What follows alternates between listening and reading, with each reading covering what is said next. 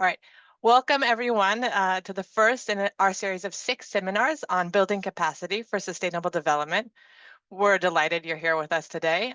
Bill Clark and I are organizing the seminar series at a time when the pursuit of sustainability is increasingly hindered by the impacts of climate change, extinction, war, rising authoritarianism.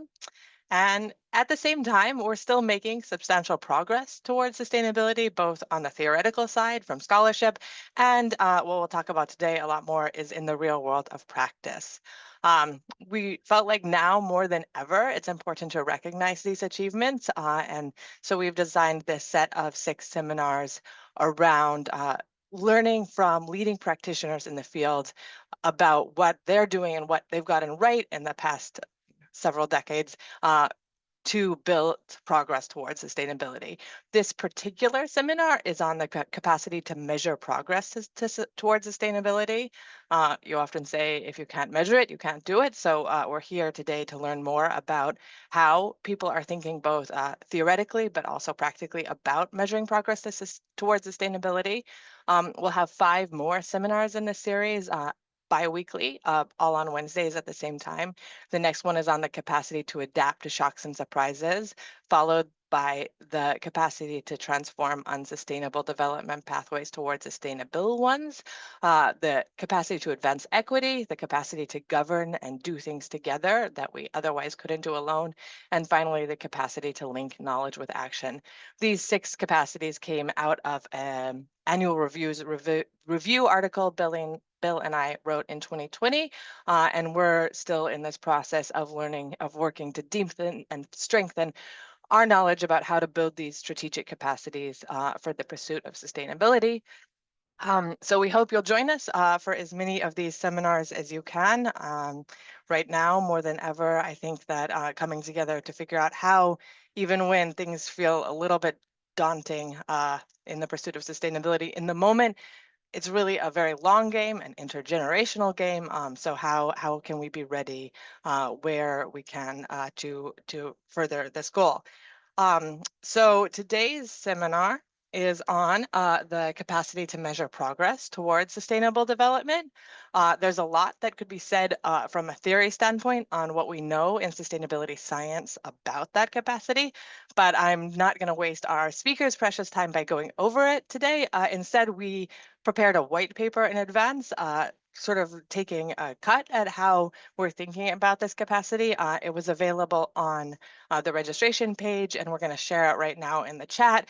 So please check it out, and we welcome feedback after the event. And hopefully sort of what we're learning through this event and a larger research project will go into updating these white papers. So for today, we have 3 really amazing panelists. They come from different continents and take slightly different approaches to the question of how do we measure progress towards sustainable development. What they all have in common is that their approaches are very much grounded in theory of thinking about, well, what does it mean to measure progress towards this goal? What is the goal, and what do we need to measure if we're trying to reach it? But they all have substantial experience actually making measurement tools that are usable and used. So we're really excited to hear from them, not just about the technicalities of how do you, what kind of discount rate do you need or something like this, but how have they managed to actualize these measurement systems into products that are hopefully guiding decision making. So we have with us today Carrie Exton, who is a senior counselor for the Center for Wellbeing, Inclusion, Sustainability, and Equal Opportunity, also the Y Center at the OECD. She has been there both on the research and more on the strategic leadership side now for over a decade, I think. And we're really grateful to have her talking from the OECD's perspective on this. Next, we have Eli Fenichel. He's a professor at Yale University and was the former assistant director for natural resource economics and Accounting at the White House under the Biden administration. And I think he'll be mostly speaking to that effort on how the US government is thinking about incorporating natural capital into US accounting methods. And finally, we have Mary Ruckelshaus, who is the executive director of the Natural Capital Project at Stanford University. And she has extensive experience supporting governments around the world in building sustainability measurement and decision-making tools. So thank you all three so much for joining us today. We're really looking forward to hearing from each of you. And I am going to stop sharing my slides. So now we're going to turn, I think, first to Carrie and then to Eli and then to Mary to introduce themselves a little bit more and talk about how they're thinking about measuring progress towards sustainability. Thank you, Carrie. Thanks very much, Alicia. Well, thank you for the kind introduction, and it's really a pleasure to be here with you today. So I'm going to share with you just a couple of tools that the OECD has been developing to support countries in their capacity to measure sustainable development. The first one is the OECD Wellbeing Framework, which was developed in 2011 and is still going strong today. I think, Alicia, you have a slide that will show the framework so that everyone can see it. But in the meantime, I'll just sort of explain a little bit the background here. So this was inspired by a very long history of academic work, as well as the very practical applications that we were seeing being developed in OECD member countries.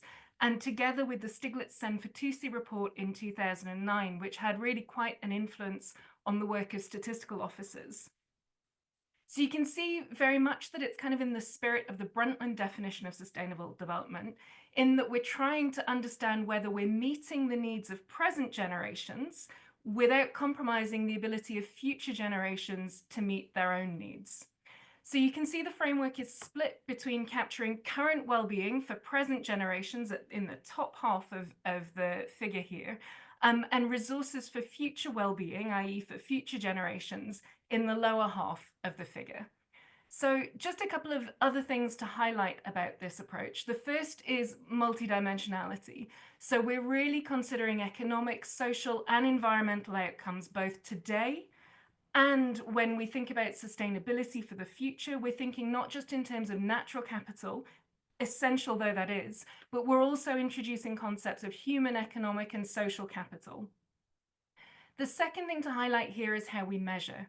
So under current well-being, we're really looking at individual household and community level outcomes, and we're trying to gather as much harmonized data as we can on the distribution of outcomes. So as well as looking at national averages, we try and capture dispersion, so gaps between the top and bottom of the distribution, as well as inequalities between groups. Usually at an international level, we can do this at least by gender, age, and education, as well as deprivations in well-being. So this is people falling below a fixed threshold on each of our outcome measures. Now, under resources for future well-being, there's a much greater emphasis on systemic factors and a mix of private and publicly owned goods, so particularly under economic capital and social and human capital. Whereas when we're looking at social and natural capital, we're very often looking at common shared goods. So probably the next slide, please, Alicia. Great. So this may all sound a bit conceptual, and I want to really reassure you that we do put all of this into practice with real data. We've built a free-to-access database with over 80 different indicators spanning 38 member countries, with time series going back to 2005 wherever we can. And that database is available. You can download it online. It includes a range of data disaggregations as well, so the inequalities indicators that I was talking about in each domain. We also have a regular report on OECD trends in well-being called How's Life? Again, looking at both current generations and resources for future generations. And the latest edition was released in 2024. So I'd encourage you to look in these two places if you really want to see our framework in action with real data. Next slide, please. We also offer country profiles to provide a comparative picture of progress. And this international benchmarking can really help countries to understand areas of relative strength and weakness. But it also shows what it's realistic to achieve, since it shows what other countries have been able to do. Next slide, please. The last tool I just want to share with you very briefly is our new OECD hub on the Sustainable Development Goals, or SDGs. So in contrast to the comparative picture that our wellbeing work offers, this tool enables countries to understand their progress towards the SDG targets that have been agreed by UN member states. So this is a brand new interactive data hub. We just launched it last month. And on this data hub, you can find both country level analysis on the distance to the SDG targets, as well as an overview of OECD performance, and crucially, an assessment of critical data gaps as well. And again, this website has an OECD data explorer attached to it, which presents an inventory of primary data series. And all of this we've tried to harmonize as much as possible with the global indicator framework for the SDGs. And we're sourcing the data here both from the SDG global database and relevant OECD sources. So these are all kind of harmonized data.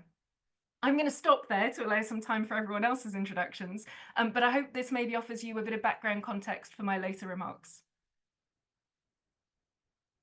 Thank you so much, Carrie. Eli? Hi, thank you very much. Carrie, great talk. Really interesting. I want to go check out some of that stuff now. So thank you for having me, Alicia. This is and Bill. This is really nice to be here. So as you said, I'm a professor of economics, natural resource economics here at Yale. I spent 2 years in the Biden White House working on the U.S. Strategy to basically develop natural capital accounts. I've worked on things related to the system of national accounts and the system of environmental economic accounting. I've contributed to the high-level panel for sustainable ocean economy, thinking about how do we do national accounting for ocean assets, and also contributed to things like the World Bank's Changing Wealth of Nations reports. So my perspective on this really starts with thinking about like natural resources as assets, and how do we actually really price and value them and track changes in wealth through time. But I want to step back and address the bigger question about measuring progress on sustainable development, because I think Carrie's exactly right. It's not just about natural assets.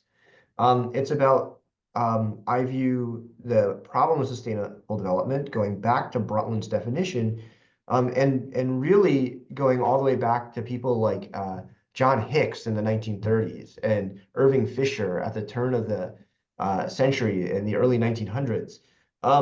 Really talking about the idea of making sure that we protect and pass on opportunities and opportunities to act in the future. And that's really what wealth is. It's a measure of our changing opportunities. So a lot of this sits in this broader framework that of thinking of one important sort of integrated measure for sustainable development is that wealth, or the opportunity set, isn't declining through time. And we've been very concerned that maybe natural capital is now declining so rapidly that on net, overall, our opportunities are declining through time. Because I think if you go back a couple thousand years, I think it would be easy to agree that humanity probably had more natural capital than it needed, and really needed to develop some human capital and some produced capital and some machines and technology. Now, I think in some places that's probably still true. In other places, that's probably we're probably now overinvested and need to worry about nature. So at a very high level, the way that I've thought about these various reports and progress through time is to think about what do we have that's working well and actually really change the way the world does policy. And so if you go back before the Great Depression, we looked at statistics. They were like scattershot. It was choose your favorite statistic, and that's how the economy was doing, right? Like, we're kind of drifting a little bit back towards that some days. Like, we've been hearing a lot about the price of eggs as the overarching indicator of economic health of the economy. Don't think that's quite right, but that's where we were.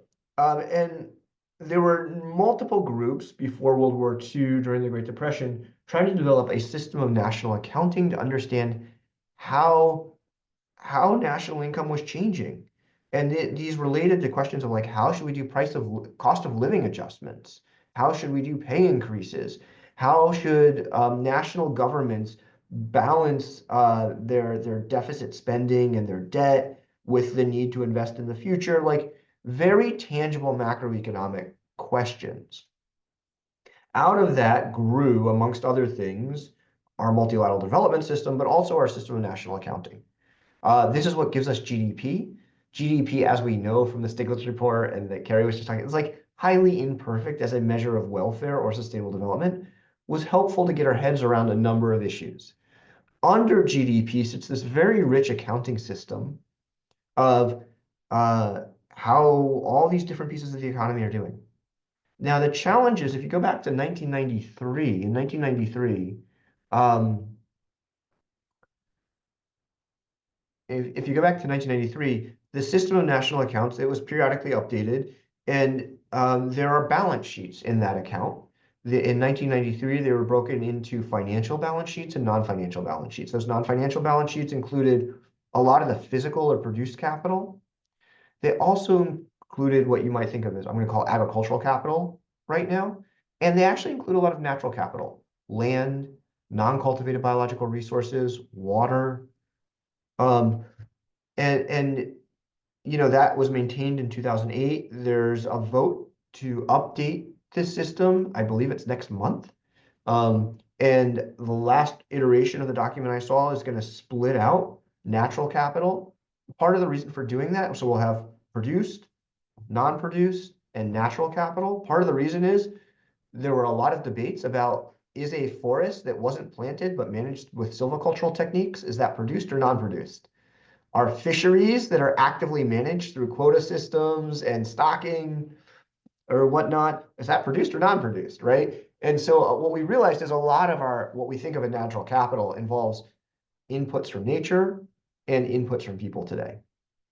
It also is going to elevate the importance of natural capital and some other things.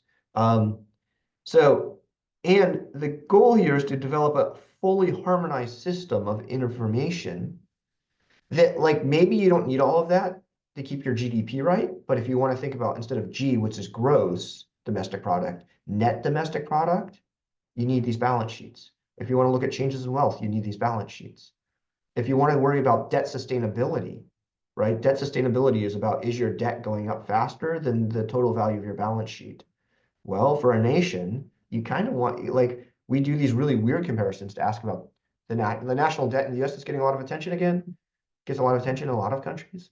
How sustainable is that debt? Like, these are fundamental sustainable development questions too, right? And I don't think we always appreciate that because it's about the opportunity set going forward.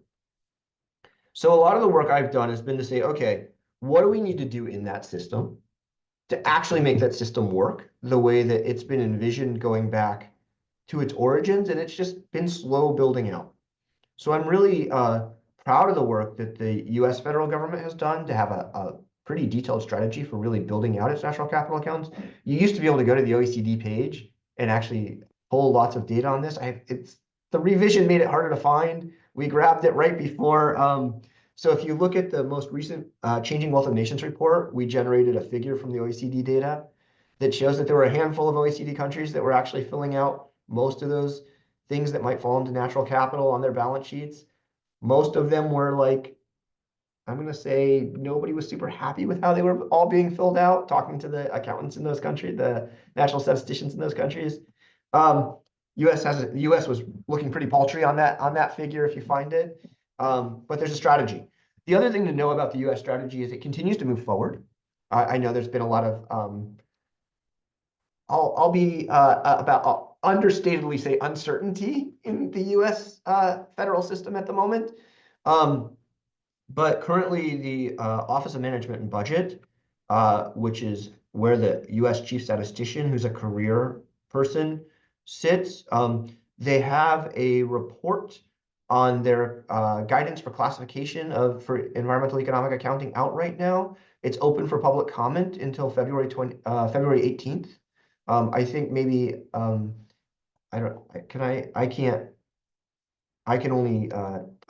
We're sharing it right now. You can share Eli. it. Great. Yeah.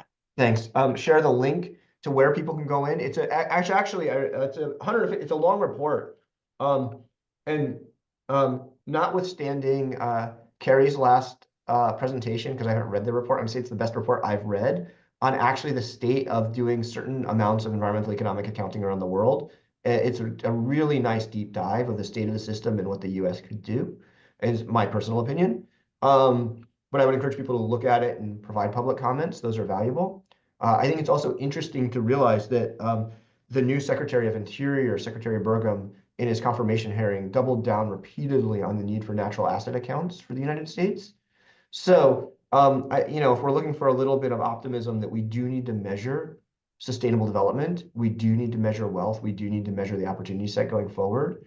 I'm seeing it there. I'm seeing it from being with the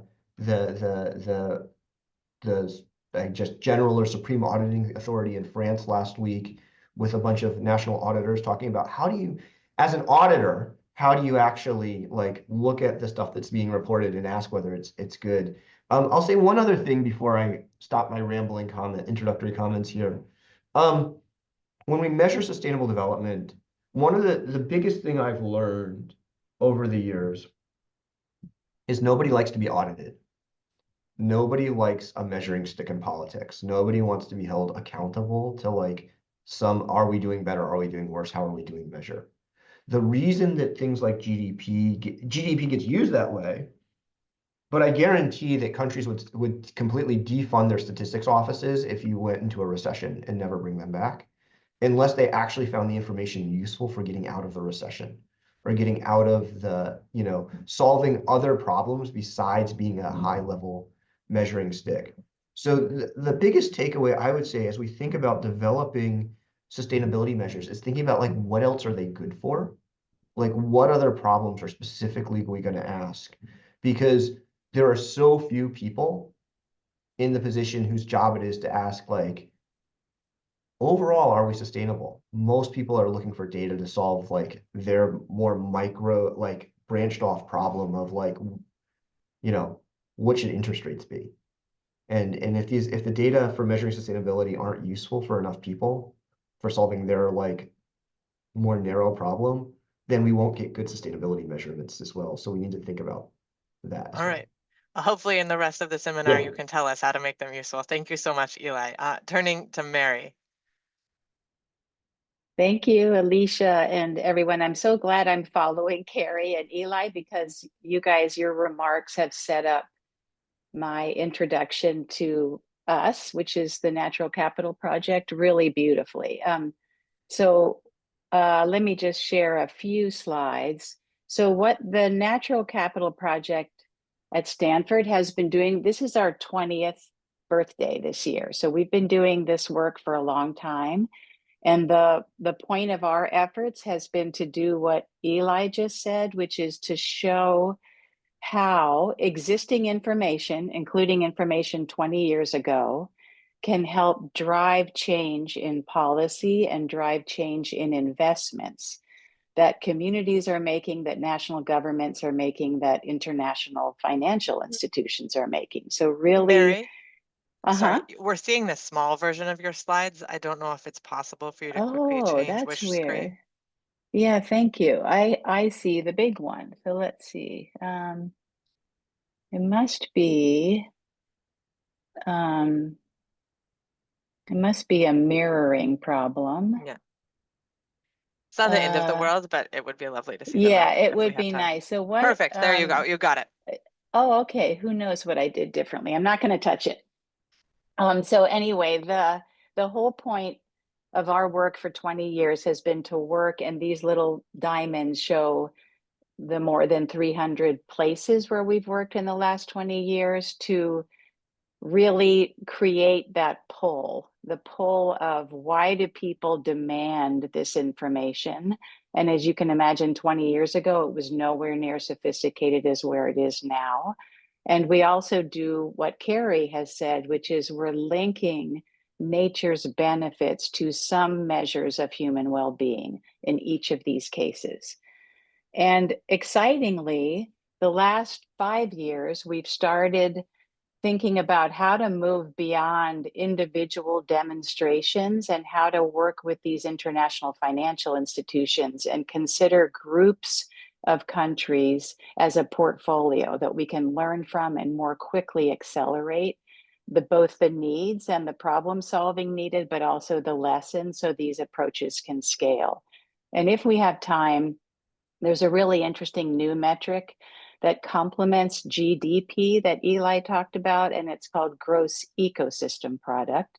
It's been approved by the UN Statistical Commission that oversees the systems of national accounts that Eli was talking about. And it's really taking off, and it's meant to be reported alongside GDP as one example of a new effort that's throughout Southeast Asia. It was piloted in China for the last 8 years, and now it's through the Americas as well. And the last thing I'll say, just to introduce the scope of this, and we were talking about this with my fellow panel members before the webinar started, the actors involved in these engagements over the last 20 years have really changed. So it used to be local NGOs, maybe environmental or human rights groups, and now it's central banks, national central banks, and finance ministries. So those people who care about what is the value of nature for human societies and economies are really becoming more mainstreamed, and they're much less partisan, which is another sign of hope. So our general approach here is kind of illustrated in this infographic. So the bottom shows what we do. We model spatially, and we're working with experts in countries. So their data, their expertise, and we're more and more not doing the analyses ourselves. It's all open source tools. They often use their own models. Some of them will use our flagship tool, Invest. Many will not. The whole point is to map and assess where are natural capital assets on the landscape or in the coastal zone. And then, as Carrie said, where are those benefits flowing to which people? So the measures of value, as shown on the left of the screen, can be in livelihoods, the number of jobs. It can be monetary measures of value. It can be in tons of CO2. It really depends on what is shown on the right-hand side of that middle panel. What are the policy and finance instruments that we are working to inform? So if you work backwards from, is it a zoning plan? Is it regenerative agriculture needs? Is it a regulatory framework? That really dictates what kind of value metrics you need. And then the last thing I'll say about this slide, just to reflect back on our 20 years of doing this, is that this takes a real ecosystem of experts and actors. So as you all know, we've been working on the political economy, the cultural side, the market side, the regulatory side, which has gotten us into this conundrum or this challenge in many places. So it's going to take all of those actors to help undo this and start to internalize the external benefits of nature, which is the way they're treated now. So it's a lot of different actors involved in these convenings and work in each country.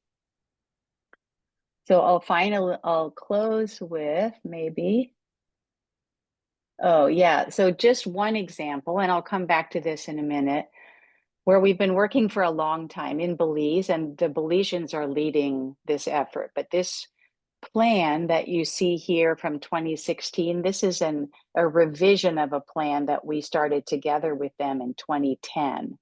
And it just shows that there are foundational natural capital assessments that show both benefits in biophysical terms, like lobster pounds landed or tourism visitor days, or how much land is protected by coral reefs and mangroves in storms and sea level rise. Those currencies of value can be biophysical, and some ministries in the Belizean government use the biophysical metrics. In other cases, they're monetized, and other ministries, including the central bank and the finance minister, really need the dollar value. So you can customize the way you value nature for people in different ways. And this has now led to a host of incredible innovations in blue and green finance. And I'll talk a little bit more about this a little bit later in the panel. So my last slide is just to say that this takes an ecosystem of actors, as I mentioned earlier, and a very diverse group of research institutions, governments, civil society actors, and international financial institutions, such as the World Bank and International Finance Corporation, are part of the NatCap network. So we have 400 partners who are working together, and we convene these around the world to help share the lessons and accelerate the successes and help each other solve problems. And we meet at Stanford once a year, and this is all of us last summer convening and just trying to accelerate the good trends that we're seeing and the solutions, and also help each other solve problems. And I think that's really going to be an ongoing message here, probably from all of us, because as Alicia and Bill have said, capacity is really what the crux need here is to make these changes happen. So thanks. Thank you. Thank you so much, Mary.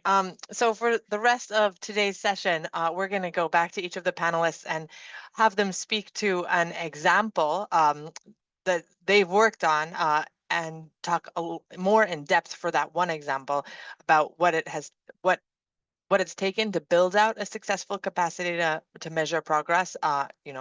One slice of that. And both sort of on the technical side, but also on this institutional side of how do you make it happen? How do you build that capacity? So I think we will just do the round robin in the same order, going back to Carrie and then Eli and then Mary. So Carrie.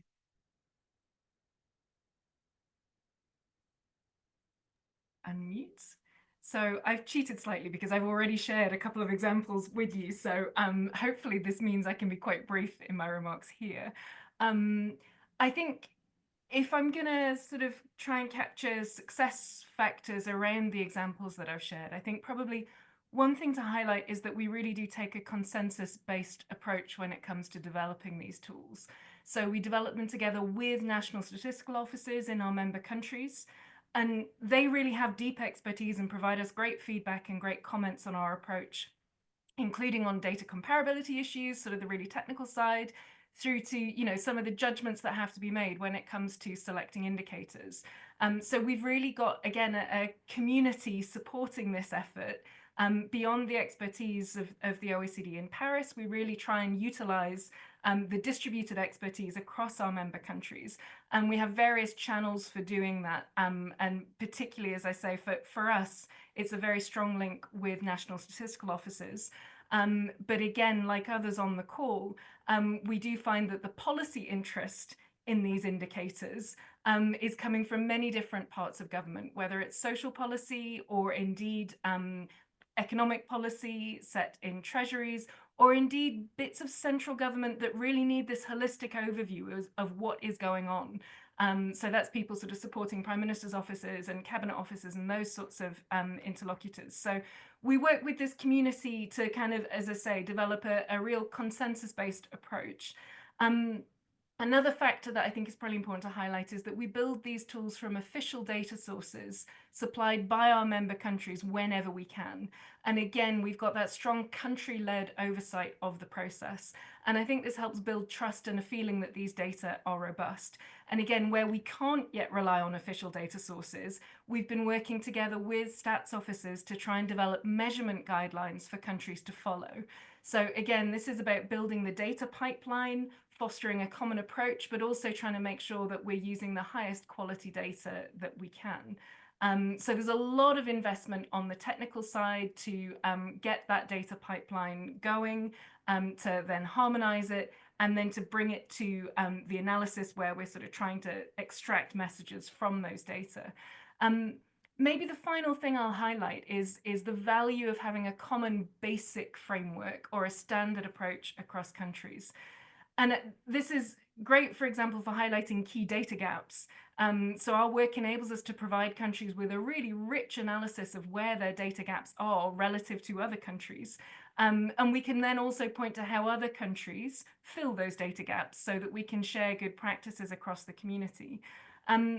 So in a way, I would say this kind of international approach is providing a bit of a minimum standard. You can often get much richer data at the national level, and there will always be demands to go deeper on topical issues, as well as tailoring both the language and the indicators so that they're really resonating with the people that they're addressing. And this last part is really important, but it's something that often happens at the sort of national or the subnational or even the local and community level. So we at the OECD, in a way, we're kind of trying to provide a strong basic platform, but we really recognize that that very often needs to be supplemented and tailored to national and specific community needs. So it's not a one-size-fits-all solution, but it is trying to kind of identify the key ingredients that we need to keep in the mix if we're going to have this truly holistic view of what sustainable development is. What's your take on people using the OECD's framework outside of the national governments? Are local communities using it? How is it sort of moving into decision making a little bit more broadly, if at all? So we get good feedback on what national governments are doing, and we speak to them regularly. I have to say, it's not always easy for us to map out what is happening at the more community and local government level. Again, every couple of years, every 3 years or so, we host a big forum on well-being, where we invite a huge variety of stakeholders, governments, statisticians, academics, but also local government, NGOs. So we get a lot of kind of feedback through that mechanism. And I think what I would say is that, again, if we are providing inspiration, and certainly at the national level, our framework has been picked up by many different countries as a basic platform, but there is always a need to adapt. We are providing the kind of common language, but that's always going to need to be adapted if it's going to really resonate with the people who want to use it. So I think we are very comfortable with that. Again, we do a huge amount of work to try and build consensus around indicators to try and make sure we're getting the measures really strong. But this is a launching point. Again, as coming back to some of the comments made by others on the call, I think, you know, you've got to be ready for the fact that different people need these data to solve different types of problems. And they're often going to need to supplement something that's very high level at the international level with much richer local data. So we're a jumping off point, but I don't think the story ends with us ever. Thank you. Thank you so much, Carrie. Eli? Thank you. Great points, Carrie. So I'll talk a little bit about the US work on natural capital accounting and environmental economic statistics. I think so people on this forum, if I say sustainability or sustainable development, you have an idea of what I'm talking about. But I'm willing to guess that if I were to go in and, because I've done this with my Yale students many times, and if I actually try and figure out what you think that means, everybody's going to think it's going to mean something at least slightly different, if not completely different. If you leave our community on this webinar, people are going to have no idea what it means, and they're going to say Brundtland who? And so I think one of the challenges is not saying, oh, sustainable development is important because blah, blah, blah, and sort of lecturing to people, but trying to meet the needs of people where they are, kind of like what Carrie was saying, and thinking about, yes, we want to measure sustainable development.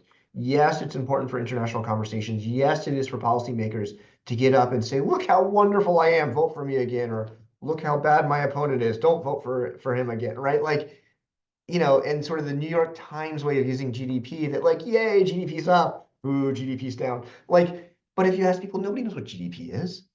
I talk to economists who don't know what GDP actually is. And I talk to economists who think that GDP is one thing, and they go, yes, that's how we write about it in an academic paper. But if you actually go look and see what's measured, what we just said was measured in there is actually usually omitted in practice, right? And then if you look at the people who use statistics, Julia Carnado has a wonderful paper, and I think Journal of Economic Perspectives, just of a sample of how US economic statistics are used all over the place, right? And very few people are using that top line number. They're using the underlying numbers. The people who are driving the demand for these data products aren't the ones using the top line number. They're using bits and pieces here and there.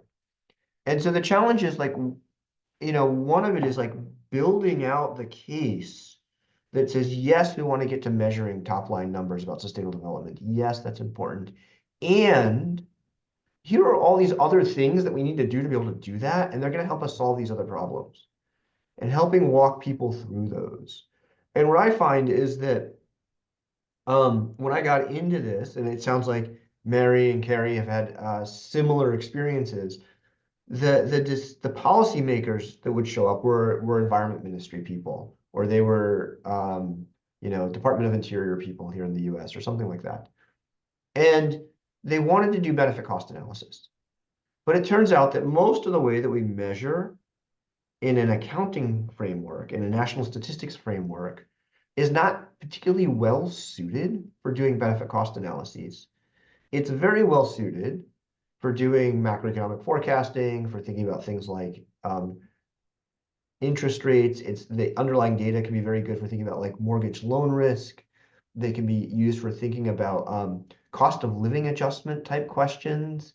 But they're not good about like, here I've got this policy, I want more parks here, what's the benefit cost on that? I think some of the tools that Mary's been talking about have been built to really help with those very micro tools. But the problem is that those accounts, as Carrie was just saying, like they never have the data. In a place like the US, there's almost always better data for some local benefit cost analysis than we'll ever have in economic accounts or national statistics. So the question is like, how do you bring the puzzle together for people who, when you start talking to people in finance, when you start talking to people in treasury, when you start talking to people at the central bank, they're like, oh yeah, those data would be really useful and they'd help us do this part of our job better. It's like building out those connections and understanding that we don't make sustainable development policy as like there's one person turning a lever that's going to do it all, right?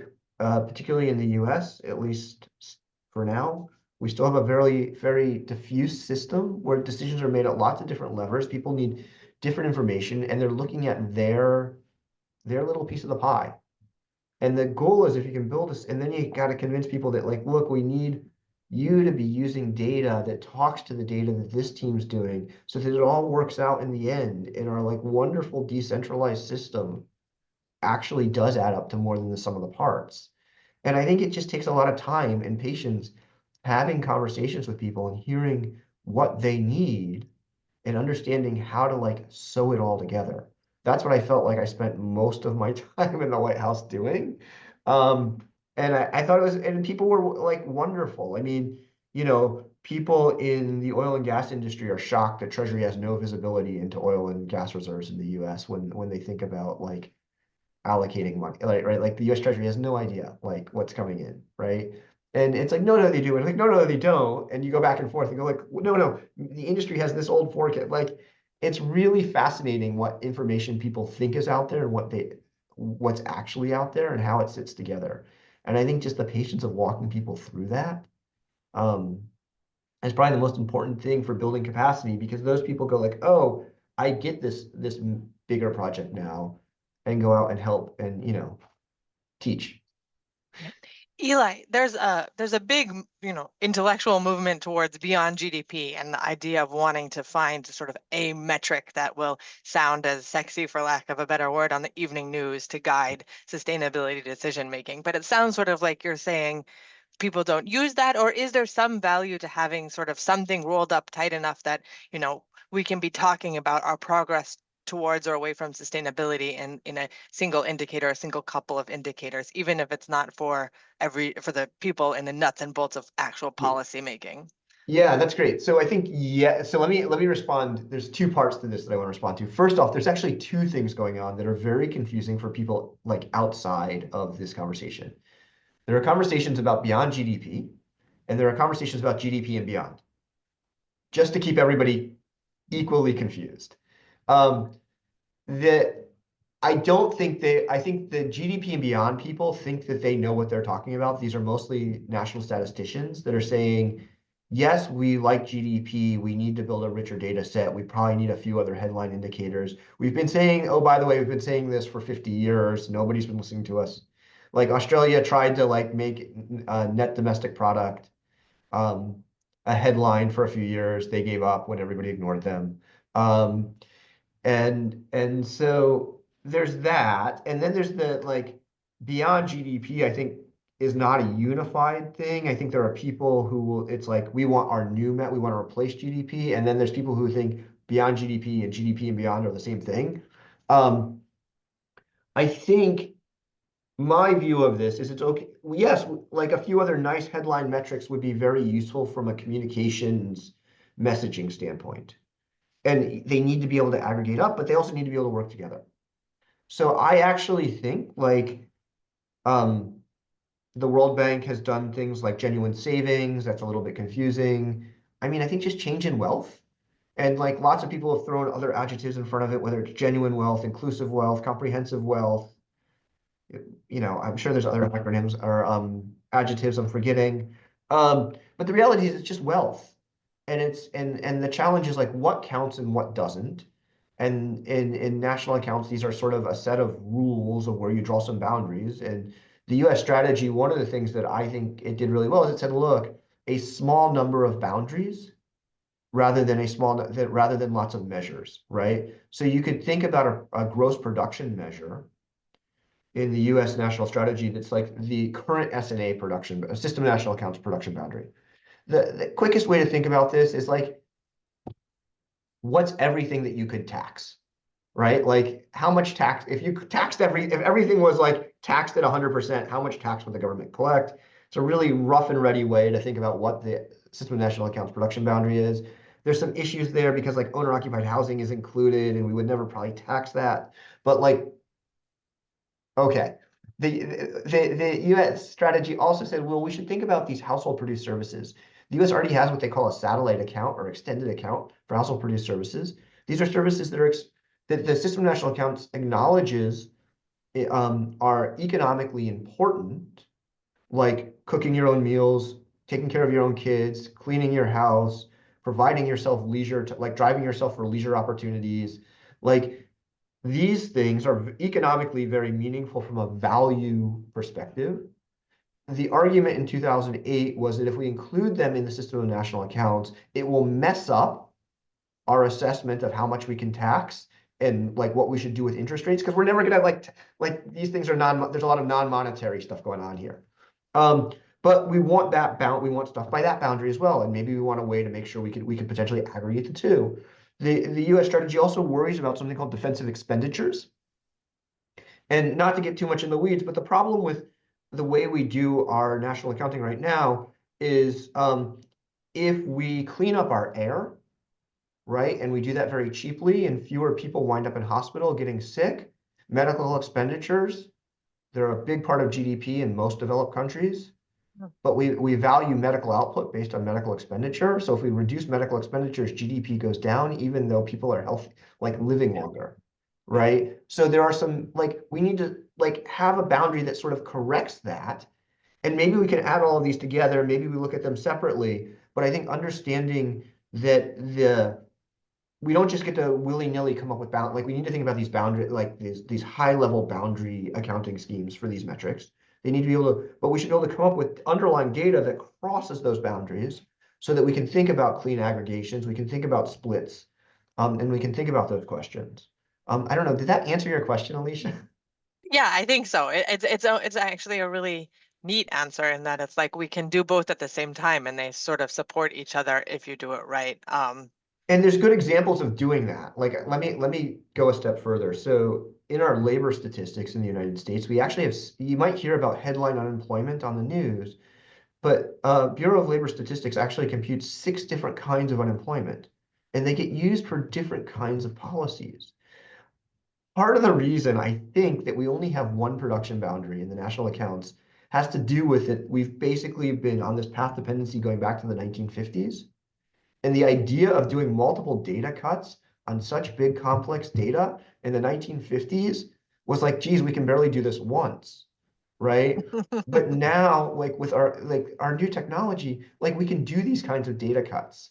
It's not that big a deal to look at different data pivots and different cuts, but we have this mentality of like, this is like what we're doing. So I think the 2025 revisions to the System of National Accounts are really promising. I hope the vote goes through. I think it's in the early March.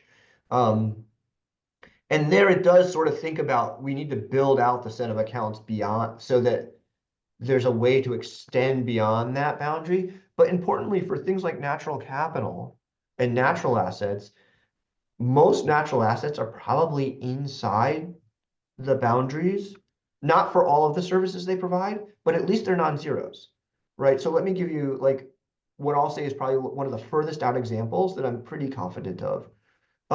If you have wetlands in your community, okay, and your town has a management plan for those wetlands that says part of the reason that you're managing those wetlands is to provide flood control services for your streets and for your property, then that flood protection service, right, there's a substitute service called insurance in the national accounts. Puts that inside the boundaries. There is a land account. The value of those wetlands, at least to the extent of them providing flood control services, belong in the land account, which is part of it's part of the currently non-produced asset account. And even the US has a land account on the national balance sheet. All right, Eli, I'm looking at time and I think Yeah, I'm going to sorry. move on to Mary. All right, thank you so much, Mary. Yeah, hi. Thank you to both Carrie and Eli for your thoughtful comments. I'm going to try to give an example that shows how if you think about sustainable development and making progress towards sustainable development and the capacity needed to do that, what NatCap has been doing in Belize is illustrative of how you can move policy and finance right now to protect or restore ecosystems for human development goals right now. And in parallel, there are the statistical bureaus in many countries, including the US, that are working on developing these systems of national accounts that include ecosystems. And that is a long process. As Eli is saying, the US said it'll take over almost 2 decades. Many countries where we're working, that is a slow process, the work of careful statisticians. But there's also work that we have been supporting for 20 years that is actually changing decisions for policy and finance, that it brings nature into bolstering human development right now. So Belize is a story that illustrates this. We've been working there for 15 years. And one little sidebar, before I came to NatCap as the director 20 years ago, I was with the US government for 10 years in NOAA. And what I brought from that US government experience is applicable anywhere in the world. So the Belize case is built off of my experience working in the Pacific Northwest for NOAA. And the idea in Belize, the government came to us and asked us, can you help us better capture the value of our coral reefs, our mangroves, and our seagrasses in our coastal zone? They knew that their economy was dependent on those natural resources and their livelihoods, their culture. So they knew in their hearts how important those ecosystems were, but they didn't know how to quantify and spatially map and model those values so it could get reflected in policy and finance. So that's what we were asked to come in to do to help them. And now at the 15-year mark, Belizeans are doing all of this work. So what we did was we identified with the government, they have these community action committees. It's a very bottom-up process. So their whole coastal zone, and this is ridge to reef, it's basically 80% of the country area, has community action committees that are stakeholder, multi-representative, that cover the whole area. And these committees set the goals for their region, because local people know best where they want to go. And also they know what some of the problems are, and they have the best information, as we've all said. But they need capacity to try to bring it together in a technically rigorous and quantified way. So these community action committees helped us gather data. We use some global data. We have used OECD data in many of our countries where local data didn't initially exist. And then over time, better local data has been incorporated into these processes. So what Belize has shown is the value of a national natural capital assessment. This is not accounts. This is just mapping and modeling the values of mangroves, coral reefs, and seagrass beds in a number of different sectors, some monetary, some not monetary. And then from that national assessment has spawned incredible policy and finance innovation. So back in 2010, they did a coastal zone plan. So they zoned uses in the coastal region. They've now, every 5 years, they update their plan. They have a really good monitoring, reporting, and verification system for fisheries, for tourism, for local damages along the coastline, avoided damages for their insurance. And they update it and adapt it every year. So from that first 2010 plan, they've now updated it twice with people that we trained, and they're innovating in incredible ways. They had a much more ambitious blue carbon target in their nationally determined contribution, their NDC, at the Glasgow summit. And they have really interesting finance for nature and people. So they have blue and green bonds. They have something called projects for permanence. It's really driving from this one baseline assessment that they redo every 5 years. It's driving sectoral policies and finance. So it's a great example of how you can get started now, wherever you are in this process, with information at hand. And you can improve that and learn from it as you go over time. And as I mentioned, the natural capital accounts in the Statistical Bureau are underway, and they're linking the KPIs, these key performance indicators from these bonds and the zoning and the regulatory process into the accounts, but that's going to take a while. So the last thing I'll say is just to reflect on the capacities that have been developed in Belize, and you can think of all those diamonds on the map I showed. This is happening in every place around the world. The capacities to do this include 3 main capacities. One is technical. So how do you keep track of and quantify these accounts and how they are flowing to people, to economies, to cultures, to livelihoods? The second is, how do you engage in a science policy process that's durable over time? So this updating their assessment every year is a crucial process that Belize is now doing. They've been doing it for 15 years. They have capacities from research institutions and the Ministry of Finance, the Office of the Prime Minister, a whole host of other ministries that are kind of more traditional environment and tourism and agricultural sector. So that capacity to engage in a deliberative process, to look at the data, to share it, and to learn is a crucial need anywhere this is happening, and it needs to be durable over time. So I'll stop there, but this shared information of the benefits of nature in these monetary and non-monetary terms is really building trust. So there are people in the country who talk to each other now over a shared vision based on knowledge in the information base that they have. And there's a lot of other countries doing this. Belize and China have been doing it the longest, and it's all completely transferable to the US setting. And there's a lot of really interesting work at the regional scale in the US that's very, very comparable. So I'll leave it at that, but I think we have it's less different among countries than we might think, what these processes are and the needs and the opportunities.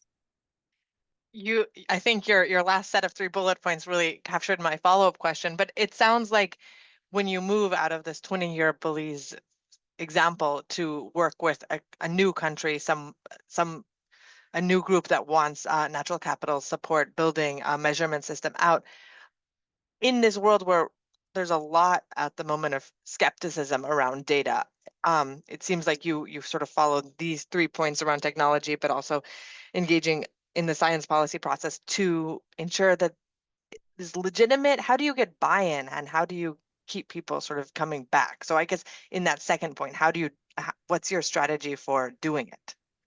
Yeah, so I can use Chile and Cook Islands as really different examples. So we have 150 of these, so there's we see so many parallels. The key is that the people who invite anyone in to help them have authority and sit at the table, and they want help. So, and getting these central banks and finance ministers who are often the conveners now, that's the sea change we're seeing. They all want, like the sectors, agriculture, tourism, infrastructure, they want their data represented in the final analysis. So there's huge incentive for them to bring the information forward. And we've been talking in the chat a little bit about indigenous peoples. We have work in Ecuador right now where these are separate nations. The indigenous communities, we're working with the Waorani there. We've worked with First Nations in Canada and many places. They also have their own data and ways of knowing that might not be digital. And we can include that in these processes as well. And it just takes a lot of the heat out of the discussion when people are not arguing over the facts, but they're arguing over strategies. How do we weigh trade-offs, which there are trade-offs. There are win-wins, of course, but there are also trade-offs.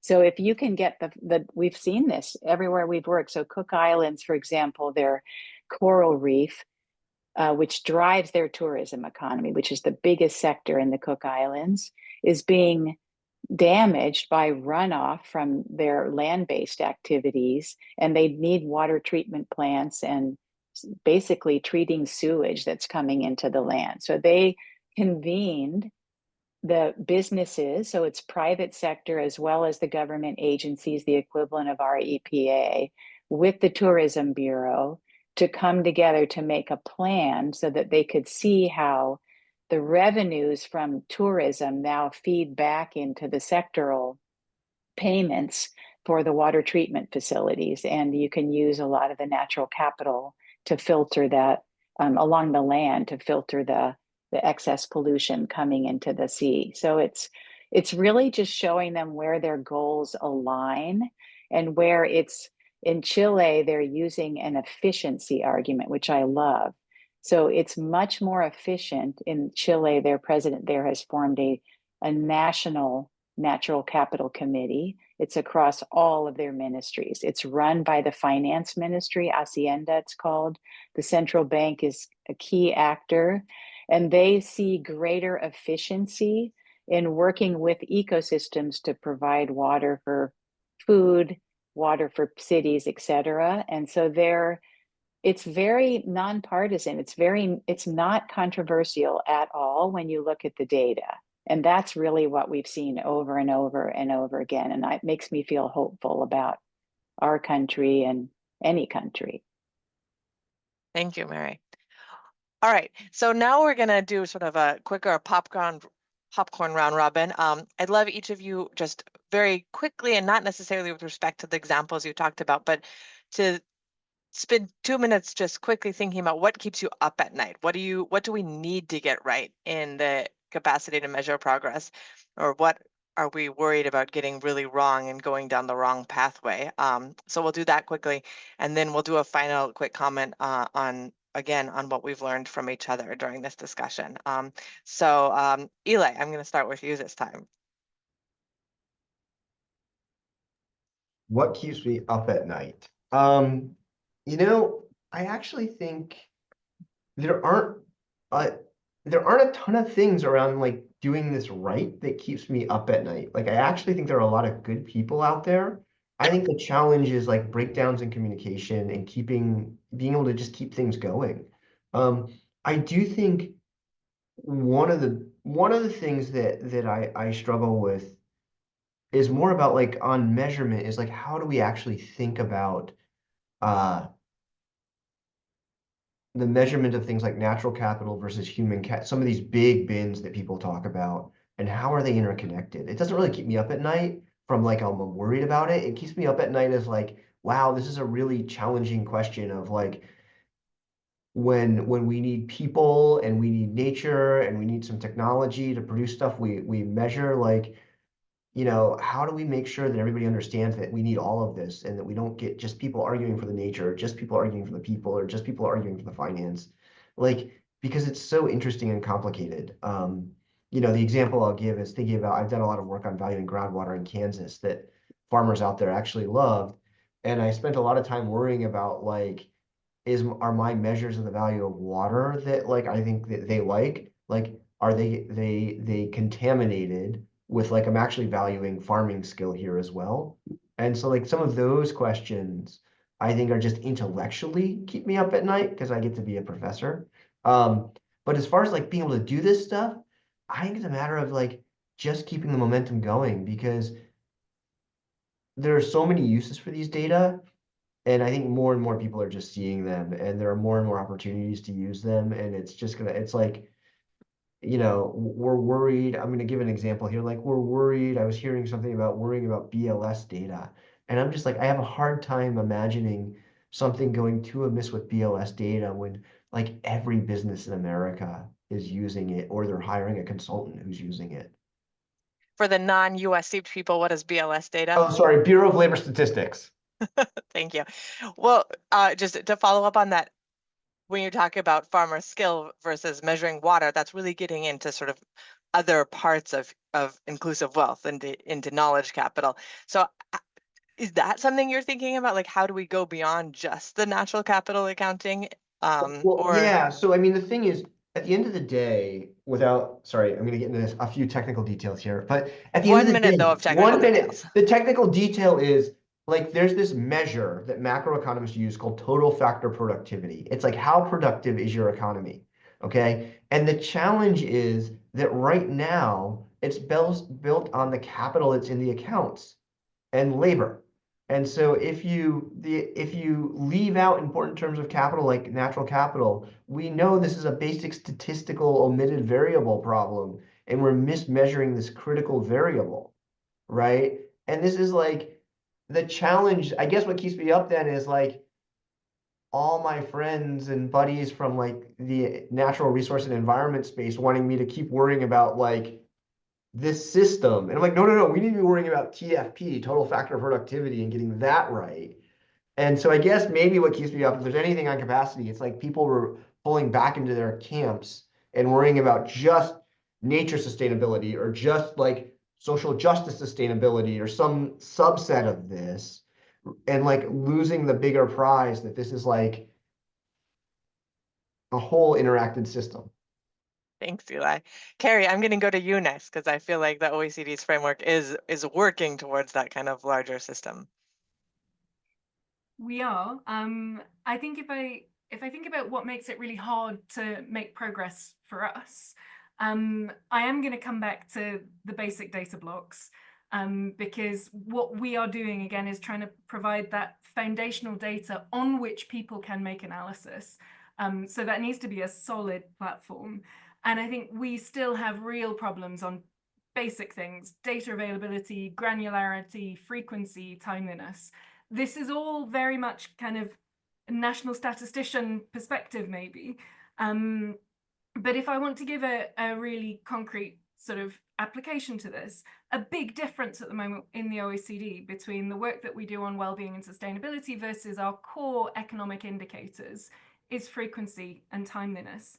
So our key economic data, including jobs, household income, inflation, not just GDP growth, the really rich set of data that we provide on a regular basis, this is usually at least quarterly, and it's done in a really timely way. whereas most of our well-being and sustainability indicators, they're maybe produced at most once every 2, 3, 5 years, and often with a real time lag. And I think in terms of policy uptake, this really matters. It also matters if you want to do analysis, especially on indicators that are relatively new, because what you need for good analysis is a time series. And the argument is often, well, if you're looking at things like assets, they move slowly, but then you want to look at investments in those assets. You want to look at the things that are moving so that you can actually track what's going on more rapidly, because I think our policy cycles so fast that we do need data that can keep up with the policy cycle. I'm going to make a pitch here for things like time use data. Really important for capturing unpaid work, childcare, paid work, volunteering, leisure time, work-life balance, time spent socializing. There is a lot of policy interest in these types of measures, especially when we have megatrends like digitalization, like demographic change, where we really need to understand how people live their lives, how they spend their time, and who they spend it with. Many OECD countries produce these data once every 5, 10, or even 12 or 15 years, or they don't produce them at all. And I think that makes it really hard for us to look at things like trends over time. But as I say, these types of indicators are at the heart of some of the big shifts we're seeing in society and some of the big questions that policymakers are asking and looking for answers from. And here I would just say, again, US is a positive outlier. If you look at the American Time Use Survey that's produced by the Bureau of Labor Statistics, that is a really great resource that it would be great to see people using lots of. I think if I step back a bit, take the data hat off for a second, again, what I think is so important is that we are bringing to the table the really practical examples of policy application.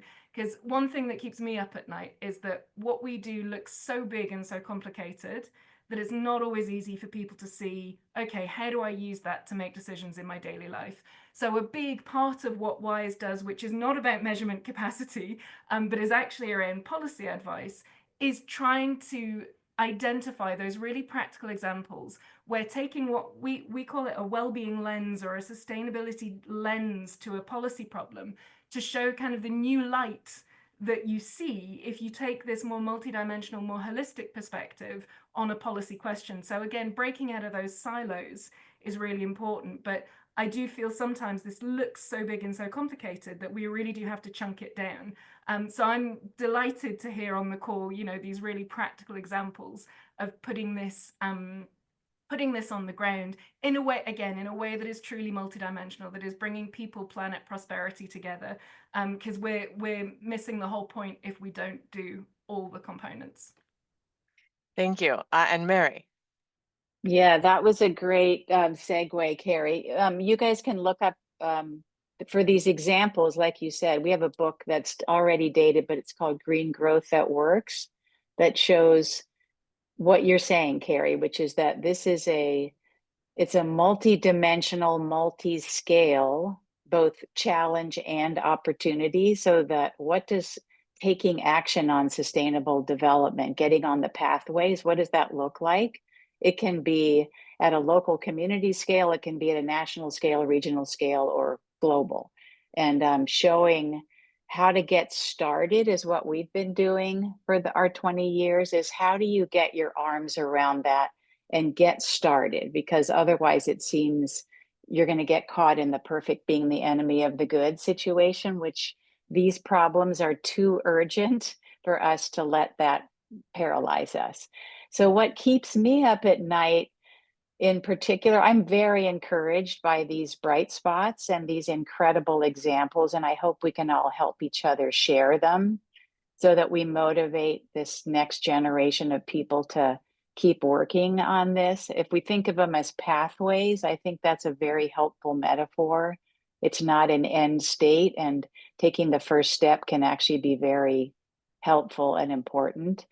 But what keeps me up at night, and we've seen this in our 20 years, is the real challenge of keeping these durable frameworks and processes in place in the face of global shocks. So we saw it with COVID, we are seeing it with the Ukraine war, we're seeing it with these incredible disasters that are climate driven, with tariffs literally as we speak. So every country that we work in talks about, oh, well, yes, we had that great process going, but now it's really challenging because COVID, because Ukraine war, and because tariffs. So trying to reinforce in a country with limited capacity that what they're doing will help them.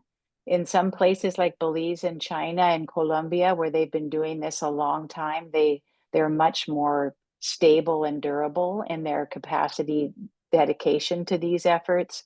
In other countries where it's newer and they're not quite seeing how their natural capital assets feed their economy, feed their prosperity, feed their cultural well-being, it's a little trickier. So that's the main thing. It's just that sense of urgency is what keeps me up at night, is that we can't let these fall off because of the perception that a tariff is going to derail all of their efforts and therefore they should go chase that down, when in fact these integrated whole of government approaches gives you better coherence in your policy response. It gives you efficiency in your investments. These are all things that are demonstrable, but if you're just getting started, which many countries and regions are, it's a challenging argument to make. So that's the one I find myself making a lot, that reassurance that this is going to help you. But if it's newer, it's a tough one. Thank you. Thank you so much, Mary. So I think I want to be respectful of everybody's time, and we are coming to a close. So I don't think we sadly have time for the last sentence on what you learned from one another, but I'll give it to each of you as your assignment so that we can include it in the white paper, in the updated version of the white paper. So I look forward to hearing from you. Quickly to everybody, I just wanted to share the upcoming seminar that we're having in 2 weeks at the same time, Wednesday, on the capacity to adapt in the face of these shocks that Mary was just talking about. And maybe part of that is continuing to measure sustainable development. And we'll be hearing from all-woman panel of experts on adaptive capacity, Carolyn Kuski at Environmental Defense Fund, Aditi Mukherjee at the Consultative Group on International Agricultural Research, and Claudia Thyme at the Insurance Development Forum. So we hope that many of you will join us. If you are here today, you'll get an email reminding you to register for the next one. And then last but not least, I just want to thank everybody that was involved in helping put the seminar together. It's hosted by the Sustainability Science Program at Harvard Kennedy School and the Musafi Rahmani Center for Business and Government, co-hosts the Lada Institute for Climate and Sustainability, the Center for International Development, the Belfer Center for Science and International Affairs, and special thanks to Victoria Grooves-Cardillo and Caroline Byrne for doing a lot of the behind the scenes work to put today's event and the whole seminar series together. So thank you so much to them. And lastly, thank you to our 3 amazing panelists for taking the time out of your busy schedules to think broadly about what we're doing in this measurement space for sustainability. So I learned a lot today, and I look forward to hearing from you guys about what you all learned. Thank you.